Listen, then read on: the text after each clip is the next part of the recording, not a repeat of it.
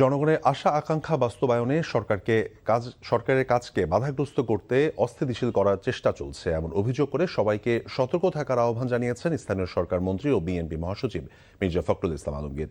দুপুরে রাজধানীর রমনা ইঞ্জিনিয়ার্স ইনস্টিটিউশনে ঐতিহাসিক ফারাক্কা লং মার্চ দিবস উপলক্ষে বিএনপি আয়োজিত আলোচনায় দেশের স্বার্থ বিরোধী কোনো চুক্তি বিএনপি সরকার করবে না বলে সাফ জানিয়ে দিয়েছেন বিএনপি মহাসচিব।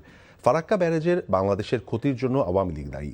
এ সময় আলোচনায় অংশ নেওয়া বক্তারা বন্ধুত্ব রক্ষার পাশাপাশি জলবায়ু রক্ষায় ভারতের কাছ থেকে অভিন্ন প্রতিটি নদীর ন্যায্য হিস্যা পেতে চাপ সৃষ্টির আহ্বান জানান।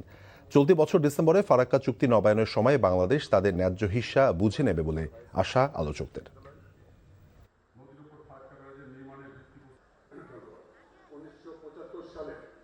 আজকে এই সরকারের বিরুদ্ধে কিছু কিছু শক্তি তারা কিছু অপপ্রচার চালাচ্ছে।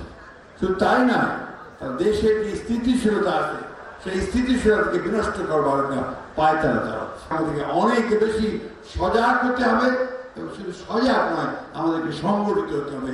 জালাপ আলোচনার মাধ্যমে অবিলম্বে এই ফারাক্কার যে চুক্তি সেই চুক্তি বাংলাদেশের জনগণের চাওয়া অনুযায়ী এটাকে সম্পাদন করতে হবে। এটা থেকে পরিষ্কার কথা আমাদের যে বাংলাদেশের স্বার্থ বিনষ্ট করে আমরা কখনোই কোনো চুক্তি কাউকে করতে দেব না, এ ব্যাপারে আপনারা নিশ্চিত থাকতে